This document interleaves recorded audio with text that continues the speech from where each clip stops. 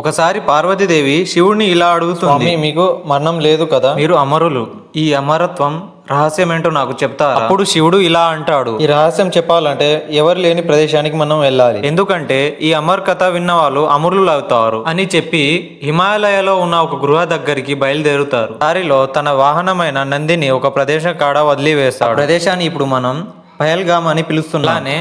చంద్రుడిని చందన్వాలి సర్పాన్ని శేషనాగు చెరువులో తన అధీనంలో ఉన్న పంచభూతాలను పంచదనిలో విడిచిపెడతాడు. గృహలోనికి వెళ్లి తన డమరుగ నాదం చేస్తాడు. చుట్టూ ఉన్న మూగజీవులు పారిపోవడానికి తర్వాత కాలగ్నిని సృష్టించి గృహ చుట్టూ మంటలు వ్యాపించి ఎవరు రాకుండా రక్షక కవచాన్ని సృష్టిస్తాడు. గృహలో పార్వతీదేవితో కూర్చొని శివుడు ధ్యానంలోకి వెళ్లి అమర్ కథ చెప్పడం మొదలు పెడతాడు. కథ పూర్తయ్యేసరికి పార్వతీదేవి నిద్రలో జారుకుంటుంది. ఆమె అమర్ కథ వినలేదు. అప్పుడే పుట్టి ఈ గుడ్ల నుంచి బయటికి వచ్చిన 2 పావురాలు ఈ కథ విని అమరులు అవుతారు. శివుడు కోపంతో ఆ త్రిశూలాన్ని వాటిపై వదిలబోతాడు. కానీ అవి అమరులు అని గ్రహించి ఆగిపోతాడు. శివుడు అమర్ కథ చెప్పిన ఈ గృహాన్ని ఇప్పుడు మనం అమర్నాథ్ అని పిలుస్తున్నాం. ఇక్కడ మంచుతో స్వయంగా వెలిసిన హిమలింగం ఉంటుంది. నేను చెప్పిన ప్రదేశాలని అనంతనాగ్ డిస్ట్రిక్ట్ జమ్మూ కాశ్మీర్ లో ఉంటుంది. ఇప్పటికీ ఆ పావురాలు ఆ గృహంలోనే ఉన్నాయని నమ్ముతారు. వీడియో నచ్చితే లైక్ అండ్ సబ్స్క్రైబ్ చేసుకోండి మామ.